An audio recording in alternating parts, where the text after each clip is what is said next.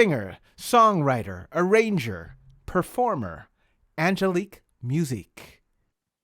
Hi, Mark. How are you? I'm doing fine. Now, did I pronounce that right? Because I noticed a slight change in the spelling of musique. Yes, it's correct. Angelique in the States, Angelique in France. Okay, super. Yeah. Angie, I am just blown away. I am so proud of you. I was listening to your album. Now, I was at your website. I Hmm. believe it was like 18 songs, and the videos weren't available on all of them, including our Right. song. Are all these 18 songs from that one album, or are these videos from different albums that you've done through the years? They're from different albums. I'm trying to highlight every week. I add a new song, a new video from the album. But I also revisit some of the old stuff that I did. And it's funny, I never realized that I had recorded like 4 albums, and I had done some singles with other artists. And when I added it all up, it was like 50 something songs. I was stunned myself. Wow. How do you do it? I am just so impressed because it's not like you have a big corporation or something backing you. Correct me if I'm wrong, but I'm kind of the feeling that you have just been doing it. You're an artist that have just been doing it for yourself. You Yeah, it's true. Well, I will say that a couple of the things that I have done were with labels, like the stuff that I do. Normally, the stuff that I do with Robbie, the dance kind of music kind of stuff, that's with the label Conductor, and they're based in Germany. And so when I that first label started, is the one that hooked you up with Robbie then.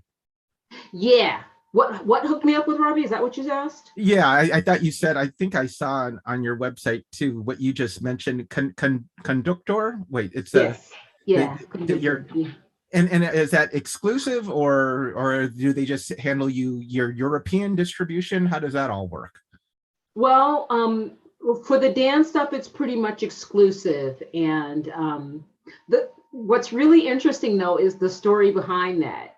Do you mind if I tell you? I would love to hear it. Okay. Well, what every year, or like every, I'd say 2 or 3 times a year, I would go to France, because in Europe, uh, they really, really, really, really love um, they love music, and they will, even new music, new artists, unknown artists, they'll come to your shows. And so I always have like a really, really, really good audience that will come to my shows no matter how many times they come. Well, anyway, I've met over the years, I have met several musicians, right?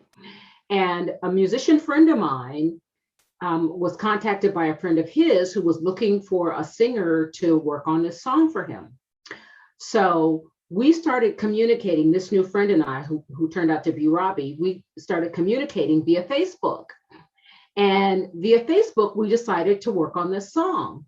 And so I would send files to him, he would send files to me. So we kind of recorded on the internet. And this is how And long ago when this relationship first started? it started, I'm going to say it was maybe 4 or 5 years ago. Okay. And so we did the record, and lo and behold, and it was dance music. And I did dance music when I first started, like 15 years old. When I was 15, I did like my first dance record. But anyway, so we did this dance music thing, and it turned out to be this great big thing. We were on like MTV, and we did all these TV interviews, and we did tons of radio interviews. So it turned out to be this really, really big thing. And it was funny because it just started from a friend recommending me, and then us recording via the internet, which is awesome. I think, that now people can, you don't have to be in the same room, you don't have to be in the same state, you don't have to be in the same country, and you can still record music. So I thought that was really fun. Yeah. And how many projects have you and Robbie worked on together?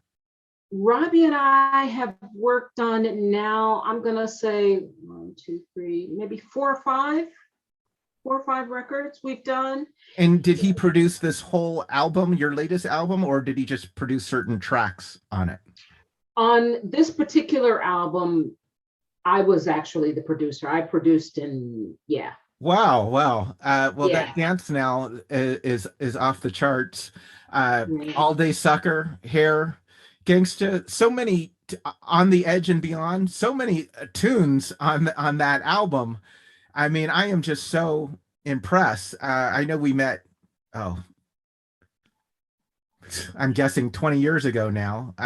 Correct me if I'm wrong, but I believe it was at a party that Gerald White was having, the vocalist singing instructor Gerald White. And Right. you just blew me away there. You were like, because he Oh, would play piano and he'd have us sing, and you could yeah. tell you were a gal that had the goods back then. Yeah. But then I get to really hear, I mean, I guess right now is the first time I listened to so much of your stuff, and I was just blown away, and Oh, also blown away just because you make things happen. So you're producing the stuff yourself.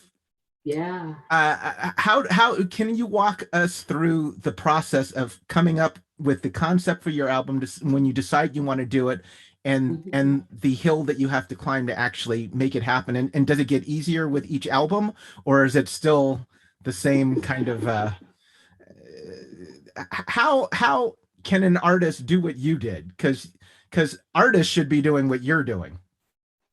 Well, I have to tell you, I actually did a seminar with Gerald a few years, many years ago. But the process is, I I'm mean, how do actually, you even know that you have enough money to even begin? I mean, is it X amount of dollars and you know you can produce one song, X amount of dollars in reserve where you know you can produce a whole album? well, how I started was I actually took a job in Japan. I worked in Japan for like 4 months, Doing and I didn't spend any of the money that I made. And I was able, I mean, like after I paid for a few things, I had about 10,000 bucks. And so what I did was I had a $10,000 budget, and I recorded my very first album on my own. And as far as coming up with songs, I am usually inspired by anything and everything, but most of my music, crazy enough as it sounds, comes from when I'm dreaming. hmm. And I always have well, back in the day, I used to always have like a little portable recorder next to my bed. And I have developed this habit. I don't know, weird, crazy, whatever, but I would wake up, and if I heard a melody or I dreamt a melody, I would sing it into my recorder, because I would, in the beginning, I would say, I'll do this, and I'll remember it in the morning, and of course you never remember. Yeah. But anyway, so I have probably gotten now at least 1,000 song ideas. Hmm.